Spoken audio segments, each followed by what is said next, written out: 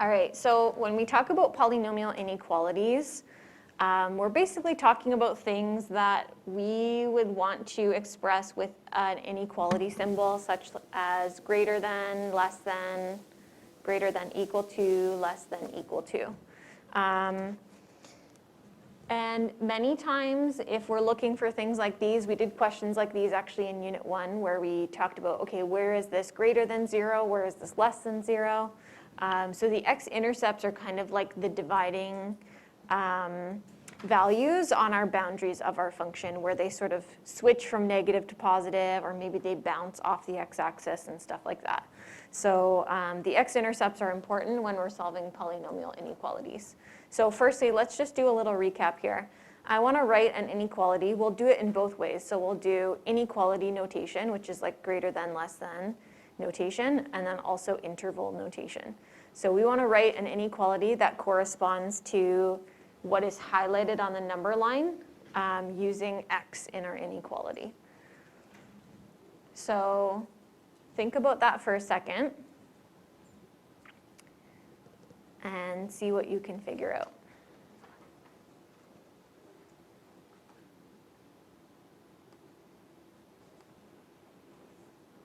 So for the first one, what would I put as the inequality that represents what is on this number line here?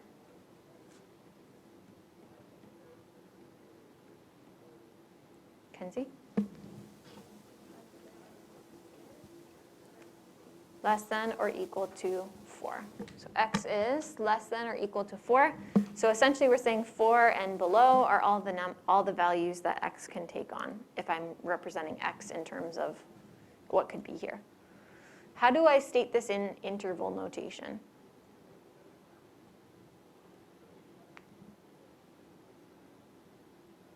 Bella?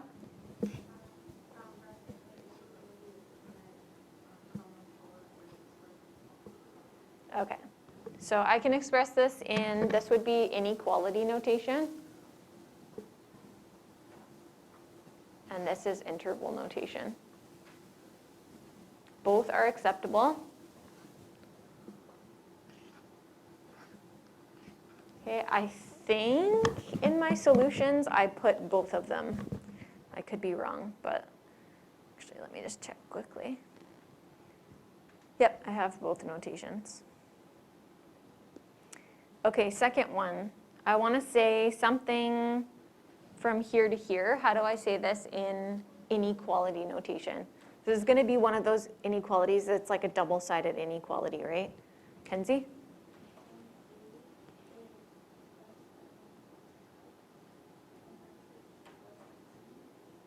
Perfect. So again, inequality notation. So I'm saying we read this sort of like two ways, right? We read it from the center toward the left, and we read it from the center toward the right. So we read this as x is greater than or equal to 3, okay, as we read from the center to the left. And then we also read this as x is less than or it's just less than 9. So essentially what we're saying is x is bigger than 3 and could also be equal to 3, but it must be below 9. So lower boundary to upper boundary. How do I state this in interval notation? Zach? Is it like the square bracket 3, 9, the round bracket? Yep, great. Okay, square bracket on 3 because 3 is included. So notice that when I put a greater than or equal to here, so x is greater than or equal to 3, I'm also putting the square bracket here. That's basically what square bracket means, right? It's also equal to that value.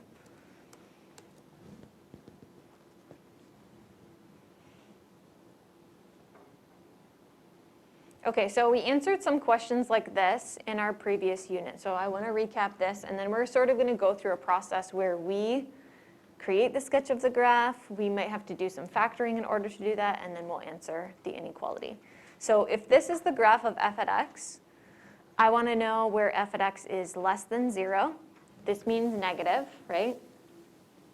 And then it also asks me where is f at x greater than or equal to 0. So positive or equal to 0 for this one. So negative sections of the graph are the sections that are below the x-axis, right? So here's a negative section of the graph. It happens from here all the way this way. All of that is going to have negative y's. And then here's another negative section of the graph. It happens in between these two values, from here to here. So we'll do both notations here. We'll do inequality notation and also interval notation. You can work with whatever you feel comfortable with. So what would this look like in inequality notation? With greater than, less thans. I'm going to have two inequalities here, right? How do I say this one? Let's start with that. With greater than and less thans. X must be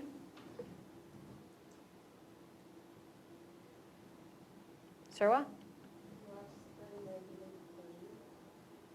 Good. So -3 is equal to 0. Do we want to include where it's equal to 0?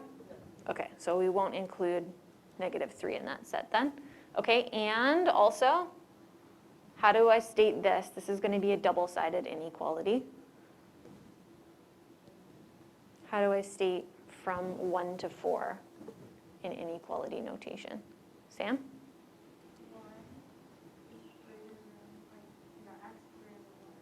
Okay. Okay.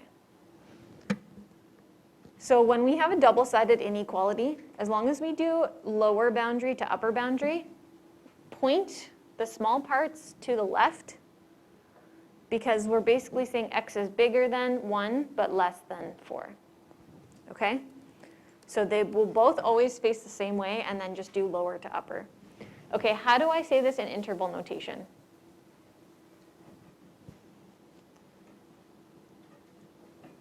Zach?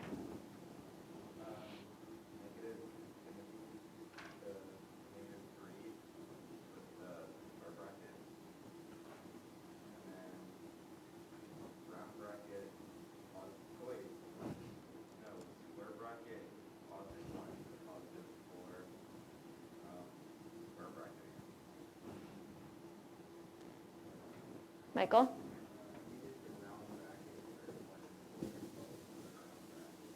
How about for -3? Why?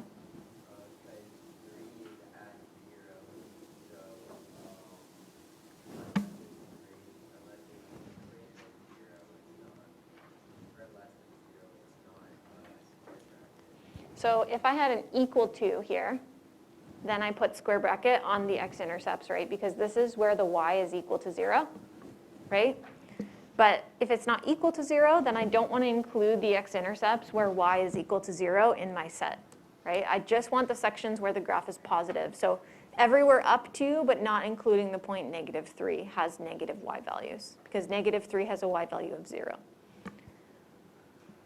Okay, now I want the positive sections or the values that are equal to 0, and or. So here's a positive section. Happens from here to here.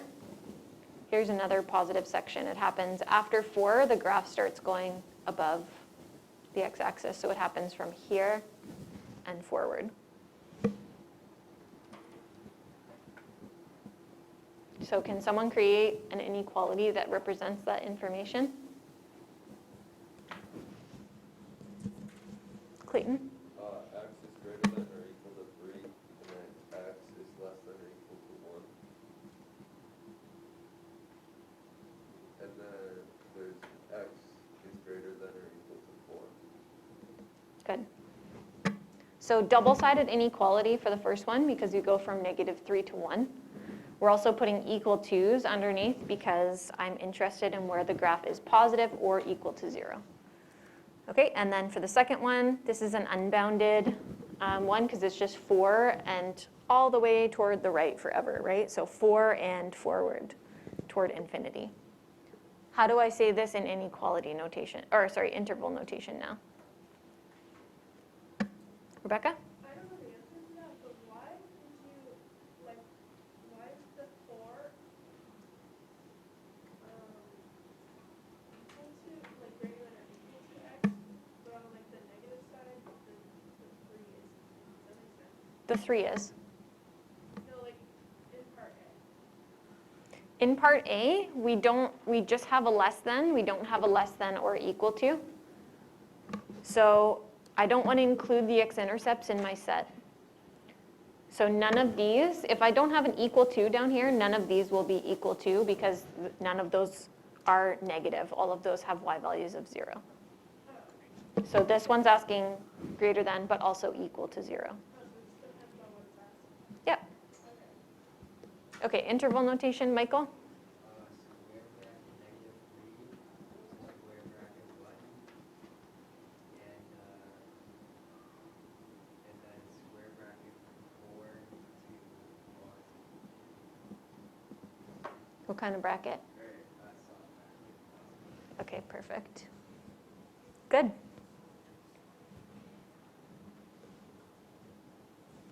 So square bracket include in the set only happens when I'm looking for greater than or equal to 0 or less than or equal to 0. So I have to have that equal to. Questions on this one? Anything I can clarify? Okay, that's kind of a recap of what we talked about in Unit 1. We are now going to go through a solving process. So steps for solving polynomial inequalities algebraically. So basically all terms need to be moved to one side of an inequality to solve it. Just like if I want to solve a polynomial equation or factor it or whatever, I move all terms to one side. Same thing with inequalities. Factor the polynomial to determine the zeros. So we need to figure out where these boundaries are, right? We use all the x-intercepts because that's sort of where our graph is switching in between the bottom section and the top section, right? So I need to find the x-intercepts. And we have two ways of finding the intervals. We can graph, which is a skill that we learned in Unit 1, or we can create a new thing called a factor table, and we can test values in between the x-intercepts and see whether they give us out positive y's or negative y's. Okay, important thing, this is different when we work with inequalities versus equations.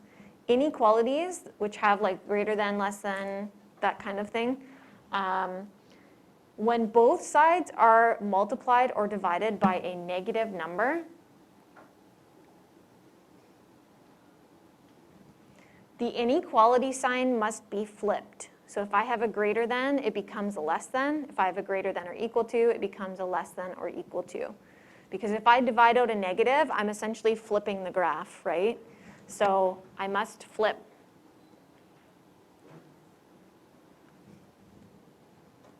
the inequality symbol if I divide out a negative or if I multiply in a negative. Usually we don't multiply in a negative, we would just divide it out.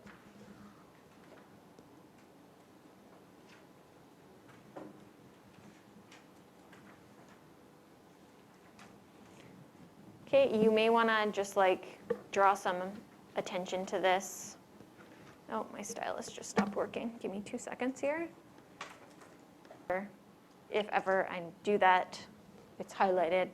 I remember it needs to be flipped. Okay, it's not often that we would need to do that, but if you do need to do it, then you need to remember it. Okay, let's get into some solving inequalities here. All right, so this is a very simple one. We have a quadratic. We want to know where that quadratic is greater than 0.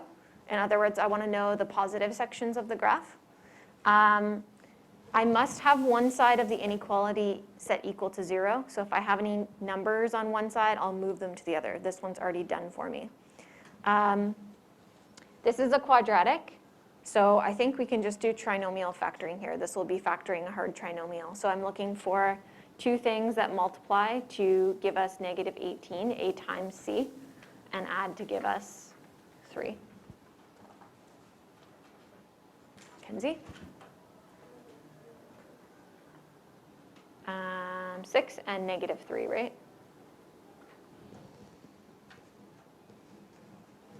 Okay, so I'm going to do this really quick because I would think that everybody knows how to do hard trinomial factoring.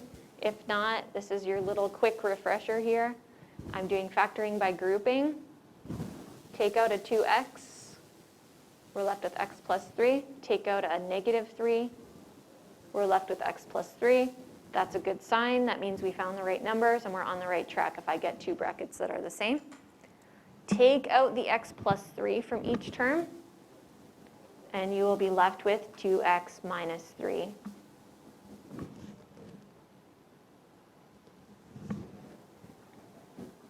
What are the x-intercepts of this equation that we have on the left here? Or this, I should say, this function that we have. Nick?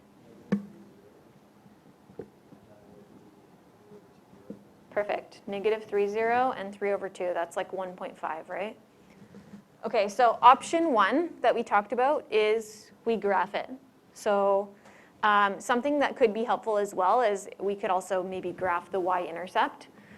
We have to think about things like degree, x-intercepts, end behavior, all of that good stuff. So if I can see that my equation here is in standard form, this is the y-intercept, negative 9. So I can plot that. I can plot my x-intercepts, negative 3 and 1.5. It's about right here. Okay, this is degree 2, and the leading coefficient is positive. So I know that it must be obviously going upward. The vertex is probably like somewhere in here, so I don't know exactly where that is, but I think this will be enough of a sketch to kind of get me a general idea. Doesn't have to be perfect.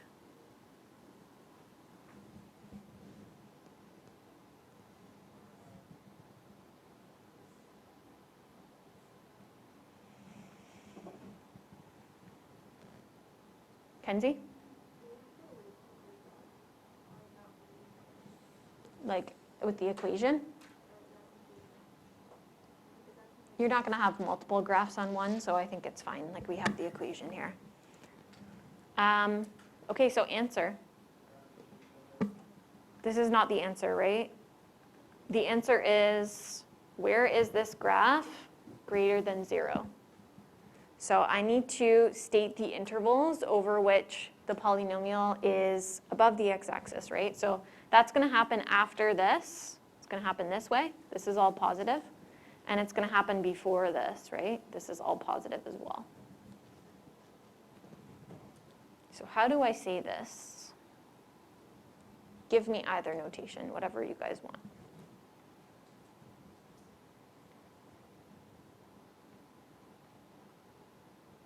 Sam?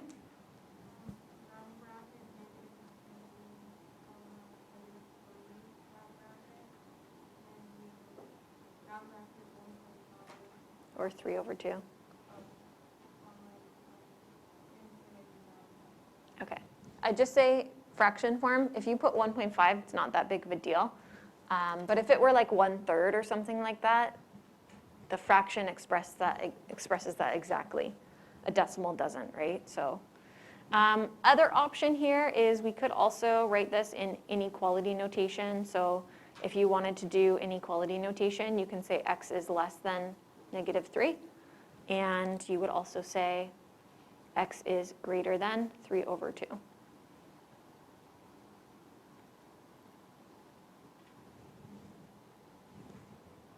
Okay, so either of those would be acceptable answers.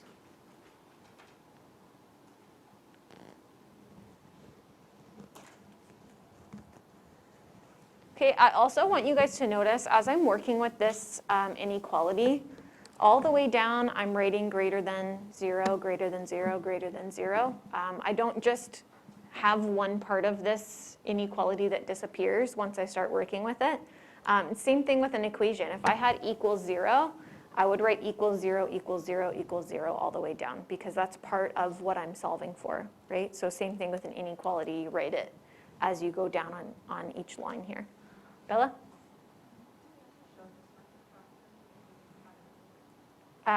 Like this? Nope. I would be fine if you jumped right from this to this. Okay, method 2, we create what's called a factor table. So what we're going to do is we'll count up the x-intercepts, which are 2. We have 2 x-intercepts. So I want to create a table that has 2 values over here.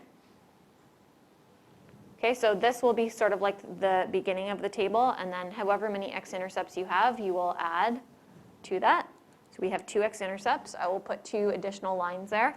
And then I will create a spot for each of these brackets. So however many brackets you have, you will create additional spaces for. So I'm going to put 1 in here. So that will be x plus 3.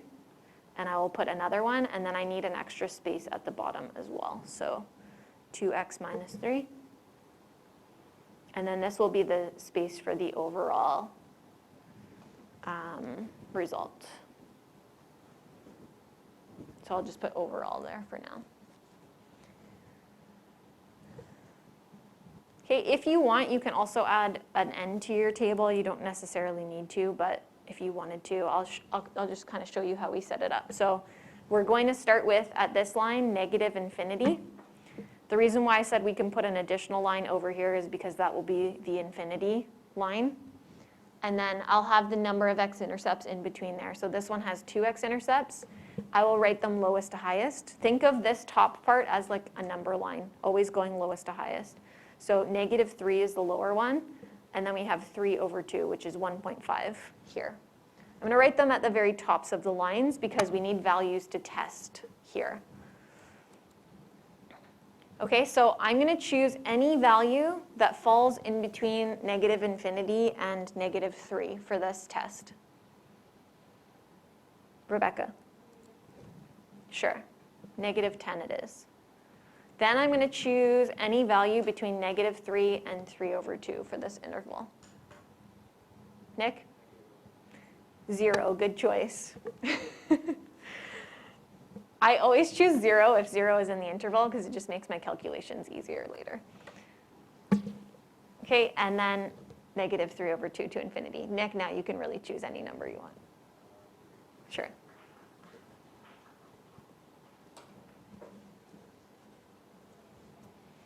Okay, so here's the deal. Each of these test values are the values that I'm going to plug in here. Whoops. I just erased a bunch of things. Okay, so I'm going to plug them into each of these for x. And all I'm interested in is whether I'm going to get a negative or a positive. Okay, so if I plug in negative 10 here, I add 3, I get a negative. I'm just going to record that.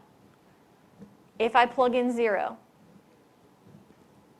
and I add it 3, I'm going to get a positive. If I plug in 3 and I add 3, I'm going to get a positive. Okay, do it again for the next one.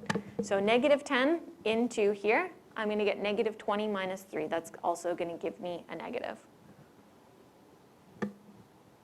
Okay, what if I plug in 0? This is why I like plugging in 0, because 2 times 0 becomes 0, and then I subtract 3, I just get a negative there. Okay, and then 3, 2 times 3 is 6, minus 3, positive. Now overall, both of these are going to result in whether my equation is positive or negative. Notice what's happening here. I'm multiplying these 2 brackets, right?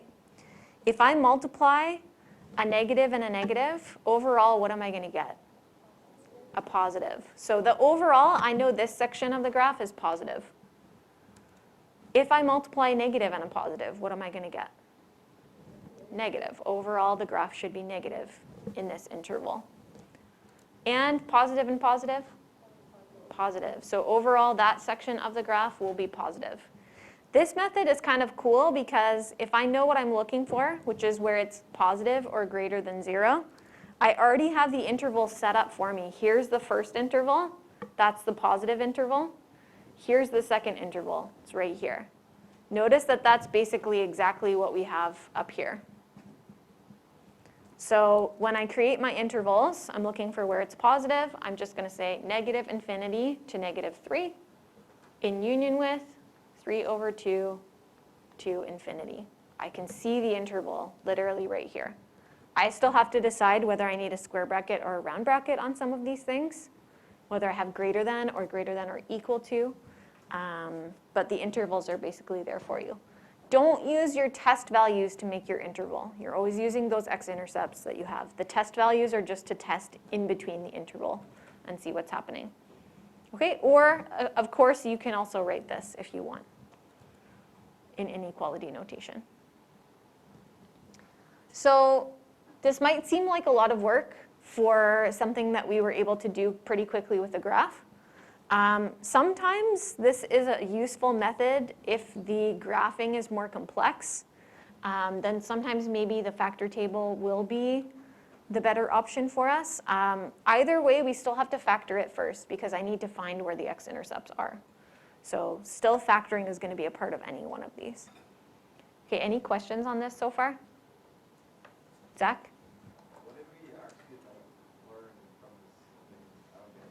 So I learned what sections of the graph are positive and what sections of the graph are negative. Notice that this is a positive section from negative infinity to negative 3, and my factor table told me it was positive.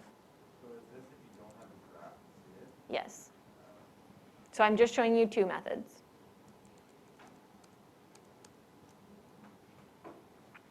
Okay, next method, or not next method, but next example here.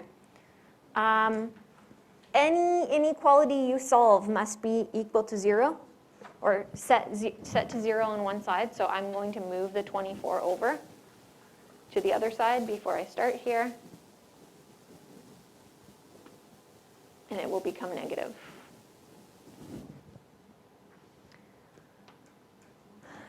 Factoring rule number 1, what do we always want to do first before we start factoring? Or as we consider what we can factor? Sarwa? Okay, common factor first, CFF. I can see that there is a negative 3 in all of these. So I'm going to common factor that out. Makes my life much easier.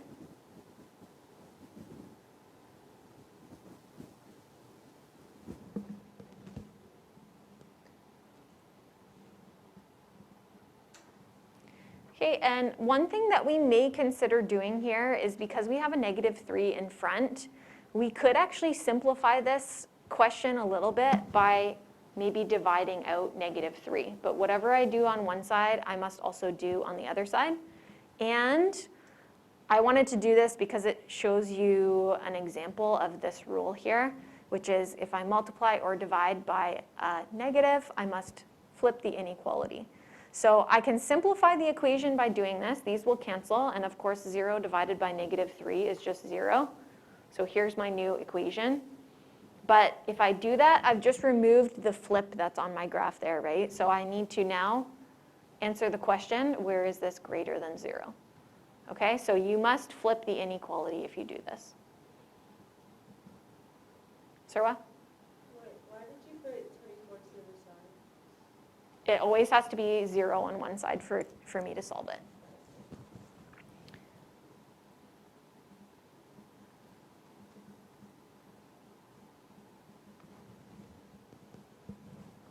Rebecca?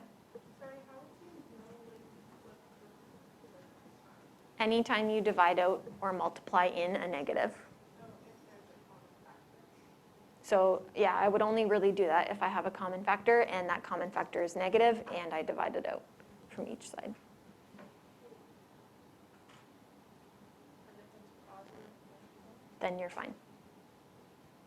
When I divide that negative out, I've just changed the end behavior of the whole polynomial, right? So then I need to answer the reverse question. If I'm going to undo the flip that's there, I'm no longer looking for where it's greater than 0. I'm looking for where it's less than 0 or whatever, right? This one I'm looking for where it's greater than 0 now. Zach? We need to divide that? Or no? You don't have to. Your graph will be slightly different if you don't. This will simplify it a little bit because now I have an easier equation to factor and graph. But yeah, you can definitely leave it. Then your end behavior will be different. So you'll just have opposite end behavior to what we have and also a different y-intercept. but you can leave it if you want. No, you should still get the same answer, either way that you do it. Okay, always if I have a 4-term cubic, I'm going to try grouping first. So I think we'll be able to do grouping here. Take out an x squared, left with x minus 2. Take out a negative 4. We'll also be left with x minus 2 here. That tells me I can continue with the grouping process. So I'm going to take out the x minus 2. We'll be left with x squared minus 4.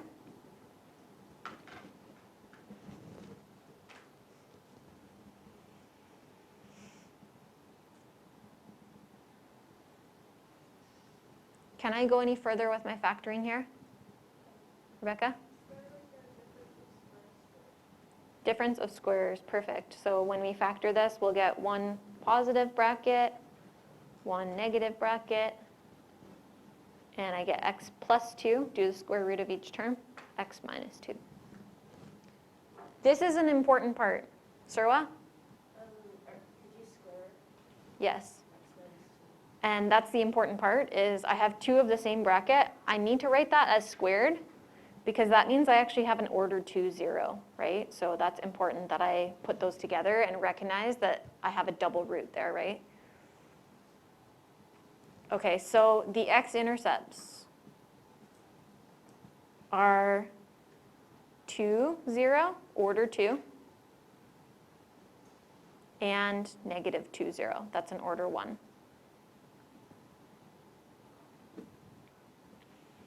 This function right here, after I've simplified it, because I've swapped the inequality, this is the function that I'm going to be graphing.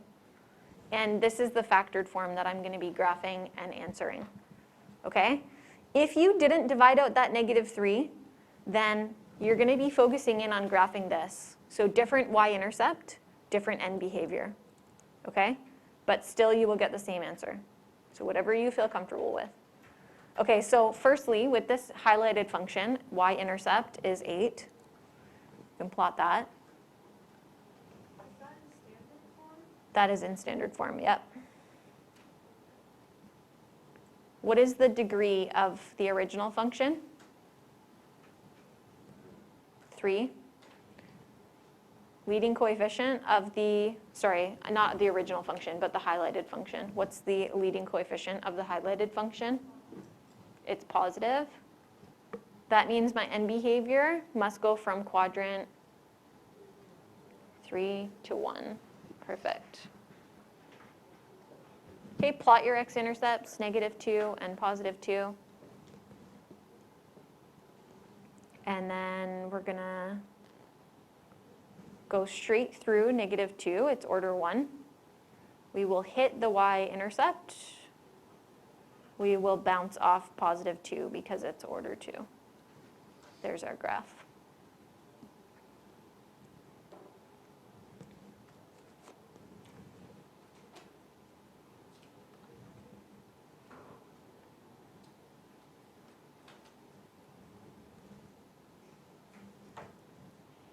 Okay, I am interested in where, again, the highlighted question is what we're now answering because I divided out that negative 3. I'm interested in where this graph is greater than or equal to 0.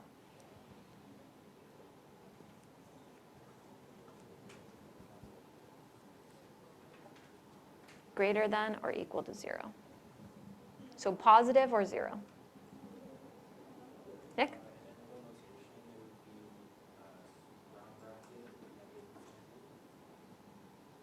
So greater than 0 though.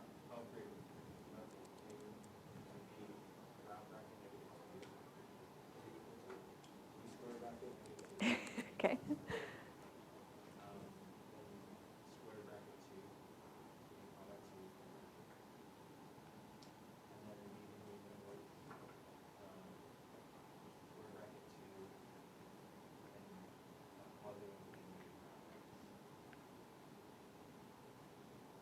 Emma? So can we put these together? If I'm saying it's equal to 2 on both ends of the interval, is there a point in splitting the interval? Okay, so let's make this one interval then. We'll just do -2 all the way to infinity, because all of this is either equal to 0 or positive, right? So we can actually include these intercepts in our thing. So we're just saying -2 all the way forward here. Other option is I can say x is greater than or equal to -2.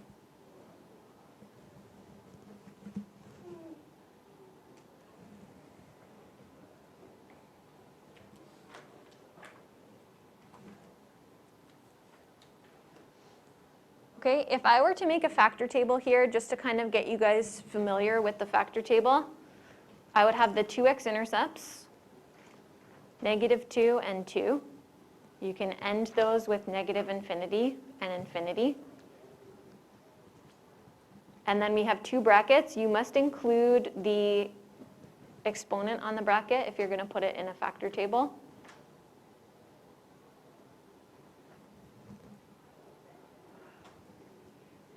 And then you will do some test values. So we will test, I don't know, doesn't matter, -10, 0, and +10, let's say. Okay, so choose values that fall inside these intervals here. What is anything squared? Okay, so I am literally just going to put positive, positive, positive all the way along this. I know anything squared will be positive. Perfect. -10 plus 2 is negative. 0 plus 2 is positive. And 10 plus 2 is positive. So overall, if I do this times this, positive times negative is negative. Positive times positive, of course, is positive. Positive times positive is positive. So see how this is aligning with what we did above? I have a negative section here, and then positive, and then positive. That's what the factor table is telling me. So let's say I forgot how to sketch this. I could just set up some tests and test each binomial here. I'll test the numbers in each binomial here, and then I can tell where my graph is positive or negative. Again, I'm looking for where my function is greater than 0. Same question as before. So here, all the way to here. We would say -2 to infinity. Okay, because I have overall positive sections there.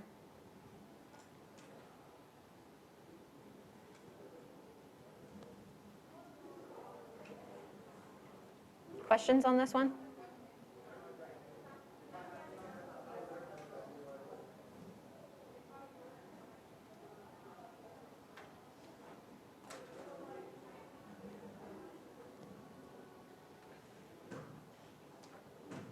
We're all good? Okay. I will see you guys in 15. Enjoy your break.